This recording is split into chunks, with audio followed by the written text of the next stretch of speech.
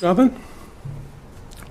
Okay, good morning, everyone. I'm here on the unceded territory of the Lekwungen-speaking people, the Songhees and Esquimalt First Nation, and I'm joined by my colleague Bruce Ralston, the Minister of Energy, Mines and Low Carbon Innovation. We're here today to talk about where we're at and where we're going, quite frankly, on the next steps with respect to the Site C power project.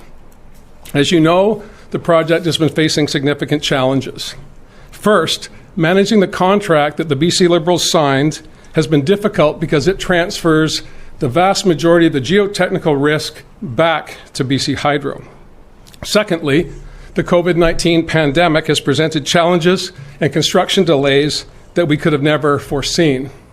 And lastly, of course, and most importantly, and the focus of our discussion today, is the geotechnical issues that were discovered after we made the decision in 2017 to continue with the project.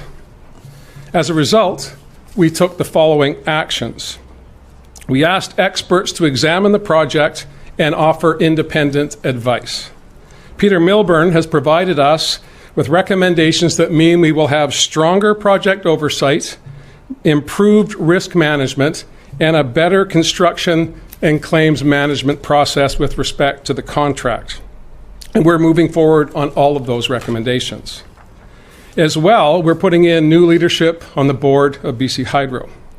In addition, we asked two world-leading experts on dam safety and geotechnical challenges to make sure that the fix that had been arrived at by the engineers and the consultants was acceptable. And they confirmed that the project can proceed safely and will be built to the highest dam standards.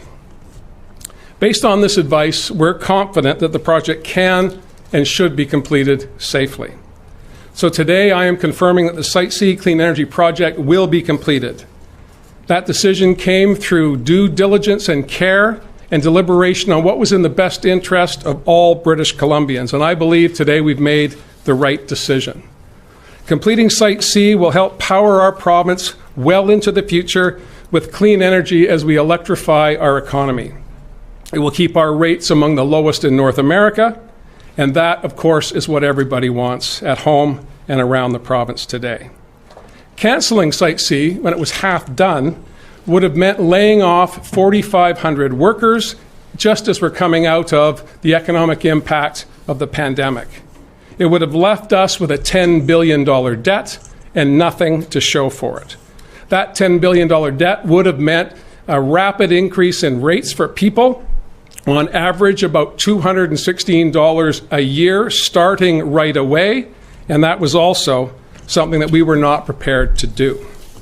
So we will not put the jobs at risk, we will not shock people's hydro bills, and we want to make sure that the financial implications of this project will be felt not immediately, but over the life of the project. By going through to completion, that ensures that we can pay for this valuable asset over the next 100 years, not over the next 100 days. I believe that continuing with this project is difficult for many. I know there are a lot of British Columbians who have never accepted this as an appropriate way for BC Hydro to go. We deliberated on that very question in 2017 and came to the conclusion that it was in the best interest of British Columbians to proceed with the project. The former government started the project to get it past the point of no return. We are going to complete the project because it's in the best interest of British Columbians. And I'm going to ask Minister Ralston to provide more of the details of the findings of Mr. Milburn, the experts, and then we'll be happy to entertain the many questions I'm sure you will have.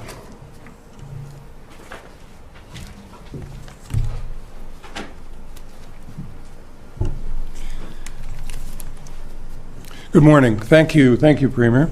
I want to acknowledge that we're on the traditional territory of the Lekwungen-speaking people, the Songhees and the Esquimalt First Nations. With the advice of independent experts guiding us, I am confident in the path forward for Site C. Most importantly, we know that Site C can be built and operated safely. Completing the project is the best option to protect ratepayers, British Columbians, and the fiscal plan. Peter Milburn has provided us with a path forward to improve risk management and oversight, a path forward to complete Site C. We couldn't have predicted the COVID-19 pandemic, nor the impact it has had on the project's budget and timeline. In response to the impacts of the pandemic, the geotechnical situation, and other challenges facing the project, we acted to appoint Peter Milburn as a special advisor. Mr. Milburn compiled a team of 8 other individuals with specialized expertise in major capital projects, construction management, and engineering to give our government an independent, comprehensive review focused on management and oversight of the project. We also had to address concerns that were brought to light around geotechnical issues at the site. BC Hydro developed a solution. To ensure the solution proposed is safe and feasible, we asked 2 independent world-leading experts, John France and Dr. Kari Hoag, to review the measures proposed to address geotechnical challenges. With the information available to us now, we feel there is a path forward for the Site C project. The reports from John France and Kari Hoag have assured us there's a safe and reliable fix to the geotechnical issues. Peter Milburn has provided us with 17 recommendations to improve project oversight and commercial and risk management. We have accepted all his recommendations and indeed are implementing some of them already.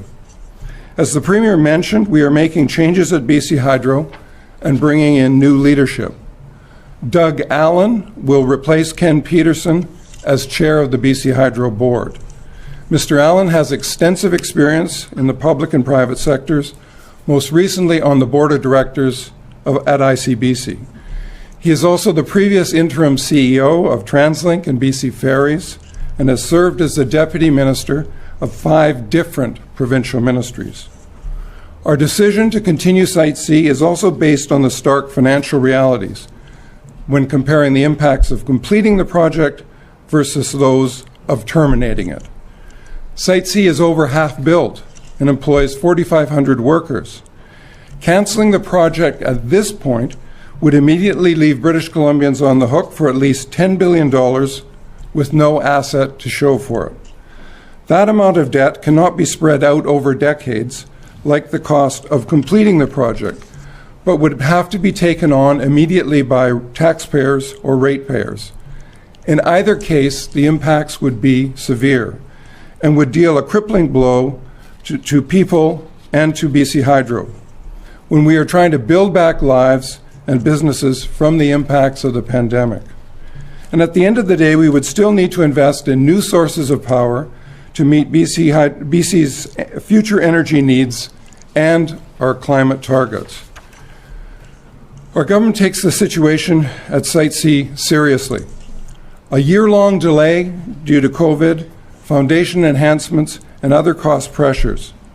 The new revised cost estimate is now $16 billion. The project in-service date is now 2025. The cost of Site C will be spread out in rates over 70 years or more, and that begins only when the assets come into service. That means, even at the higher cost, the rate impacts are manageable. By the end of the decade, rates will be about 3% higher, or $36 per year for the average residential customer. Rate increases are expected to remain below the rate of inflation over the next decade. Site C is being built to supply British Columbians with clean, reliable power for the next 100 years. It will provide the renewable energy we need to electrify our economy, get off fossil fuels, and meet BC's climate targets.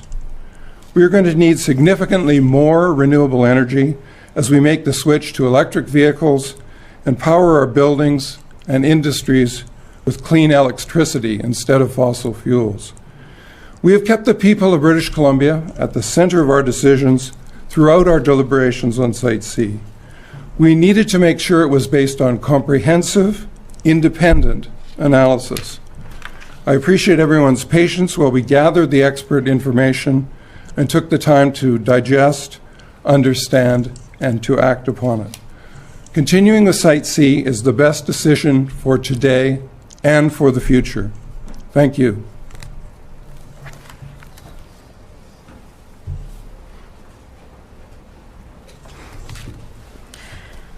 A reminder to reporters on the line, please press *1 to enter the queue. We're going to go with one question and one follow-up today. Our first question is from Justine Hunter, Globe and Mail. Thanks, Jen. Premier, I'm going to quote from one of these reports that we were released today. It says, Mr. France and Dr. Hogue acknowledge there is some uncertainty about the foundation conditions for the Earthfill Dam, as that area has yet to be excavated, mapped, and grouted.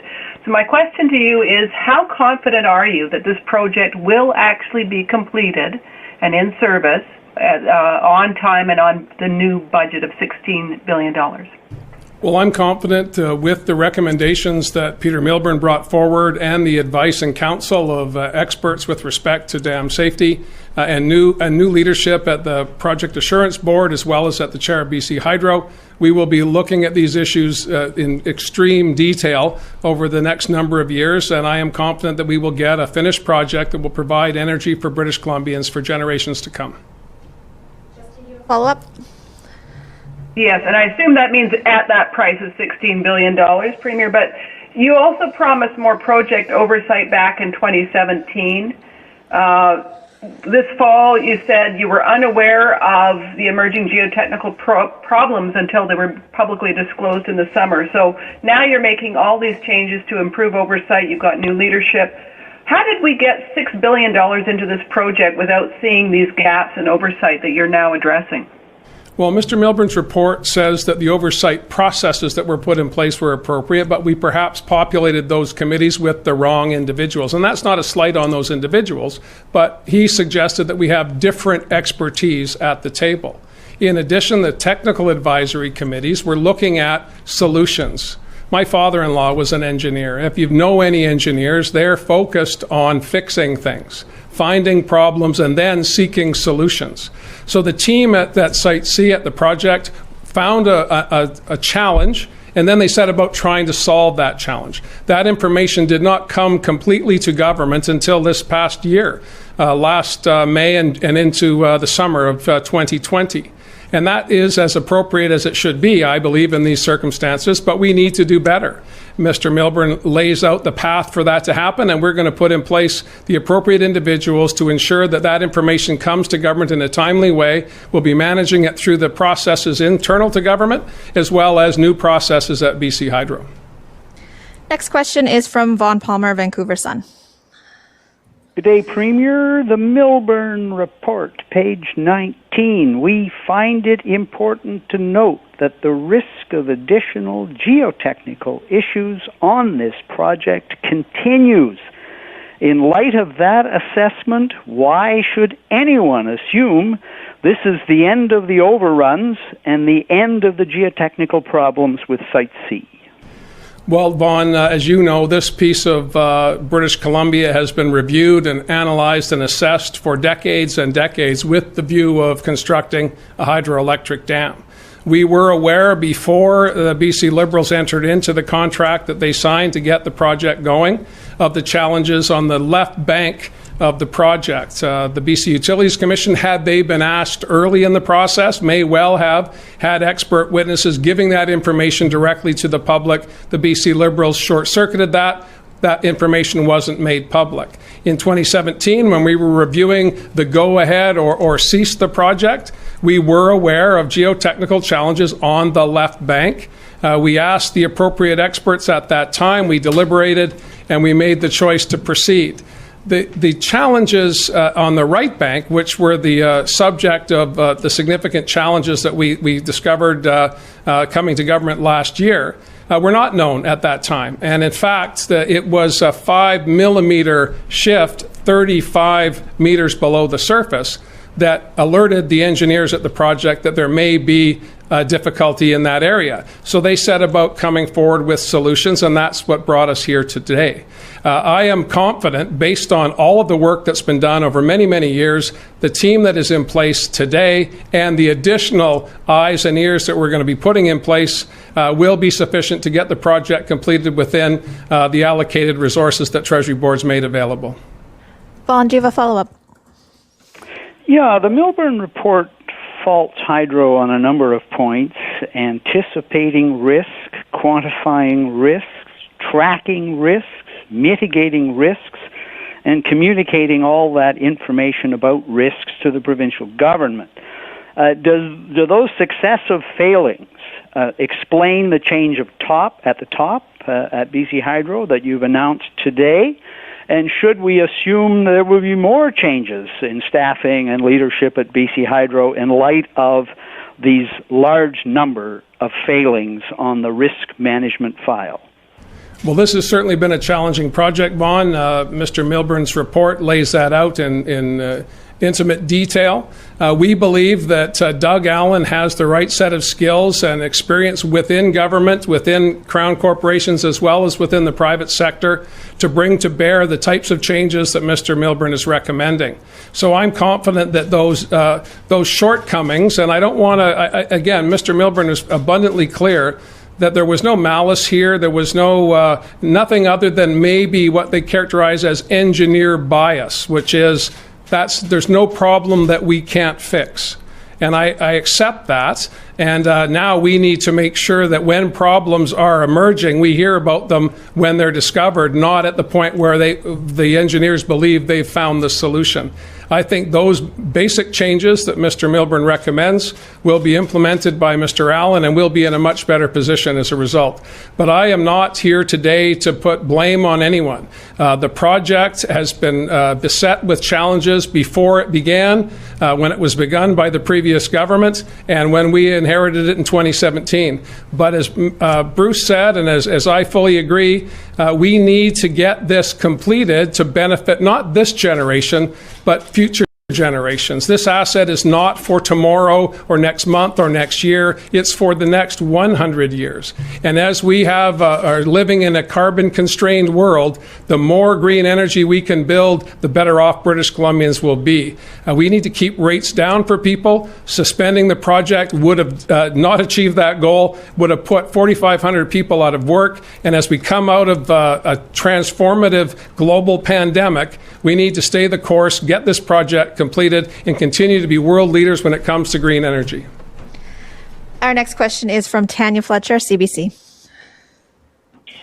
Premier, how are you going to respond to the ongoing concerns from Indigenous and environmental groups, especially given the court challenge that's been put forward by the West Moberly First Nation? What kind of costs are we looking at to reverse all of this if you lose that court case?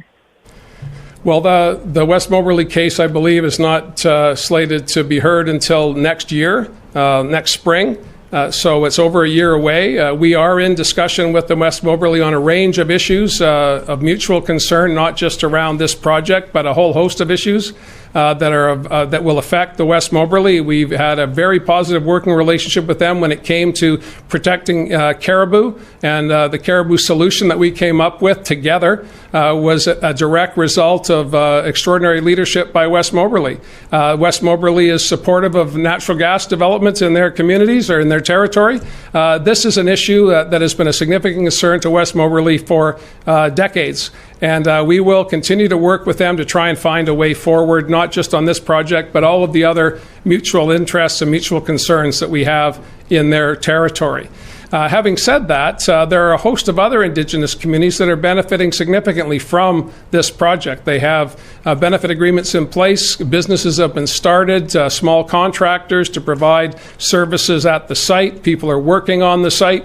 The net benefit, broadly speaking, to the Peace Country is significant. Obviously, there are always impacts when you have a project of this magnitude, but on balance, we're confident that there's a net benefit to Indigenous and non-Indigenous peoples alike in the territory.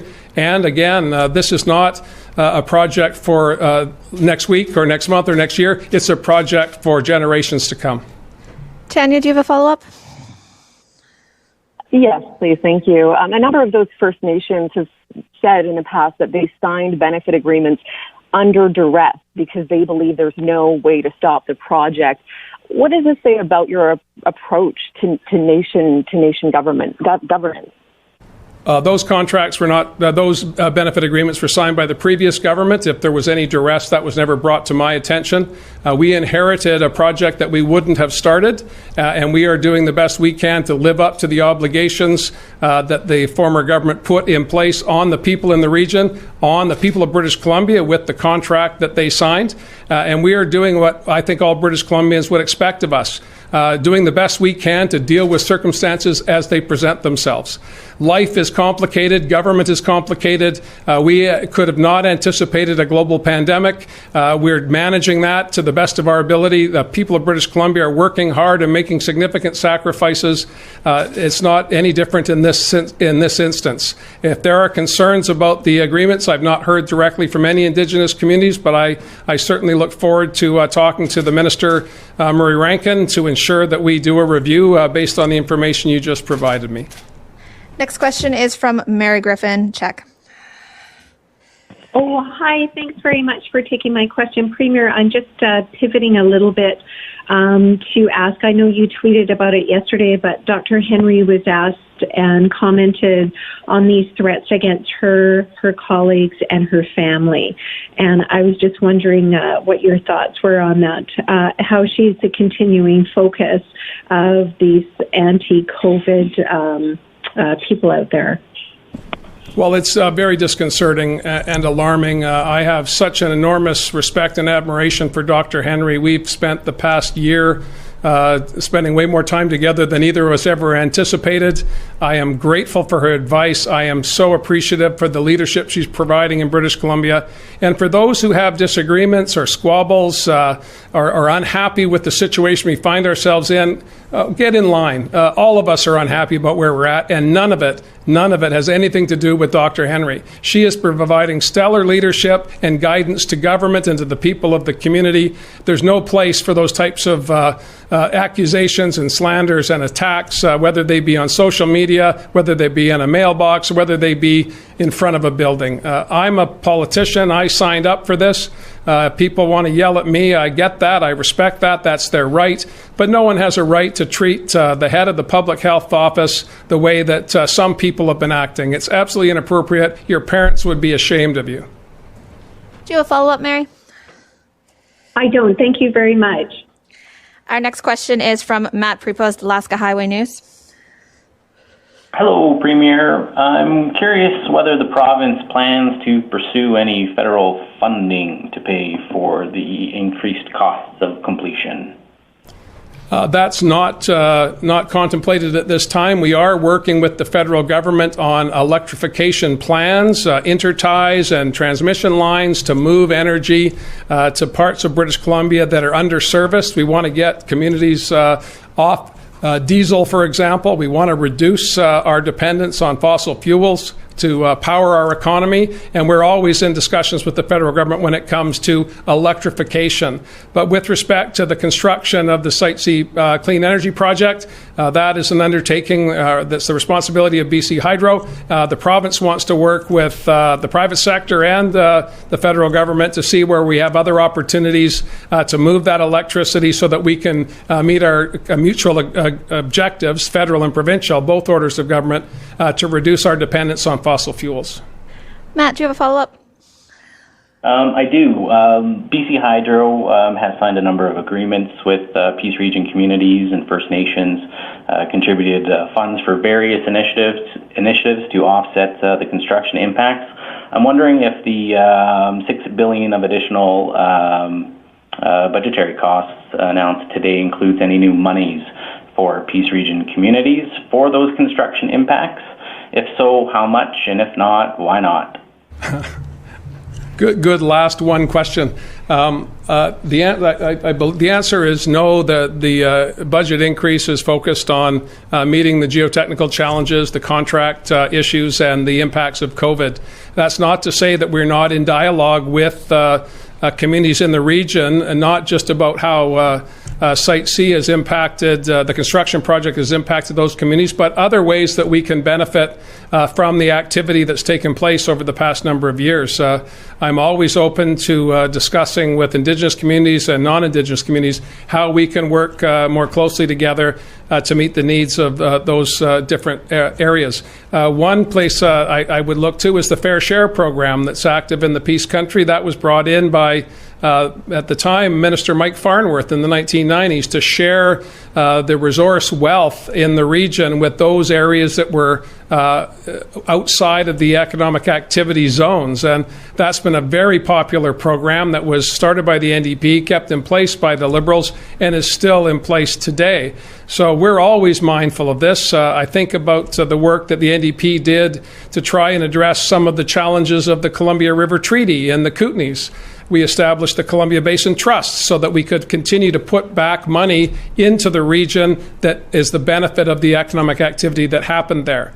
I would say that there's more discussion to have on that question, but we're not at that place right now.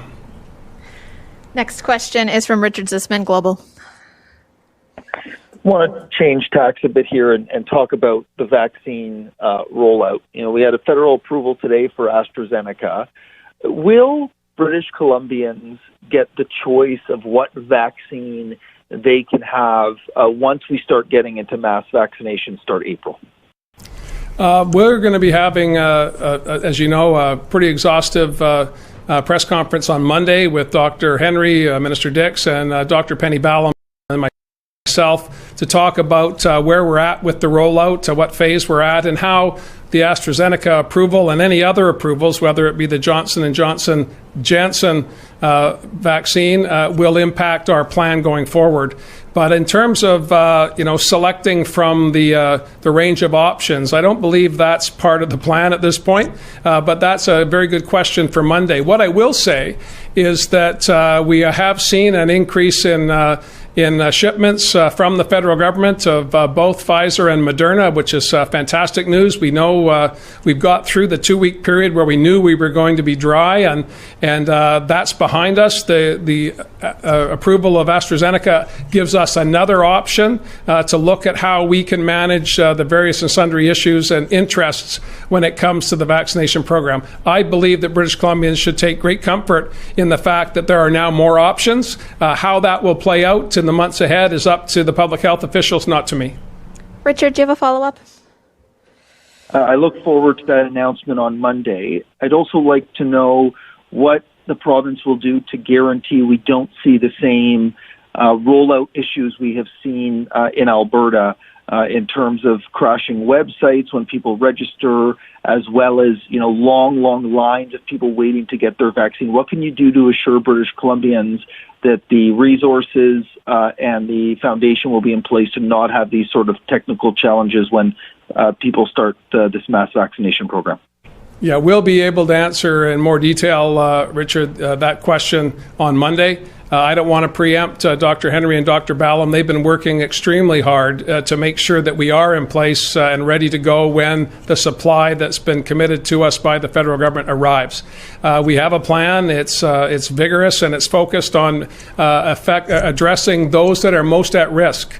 And that, I think, is supported by the vast majority of British Columbians. Having more options like AstraZeneca and Janssen give us the opportunity as we get into phase 3 to start looking at other options. But we're pretty comfortable that the system that we have in place, starting with the 90-plus, 80-plus citizens, we know where they are, by and large. Those particularly that touch upon the healthcare system during the course of their week or their month makes it easier for us to make contact directly with them.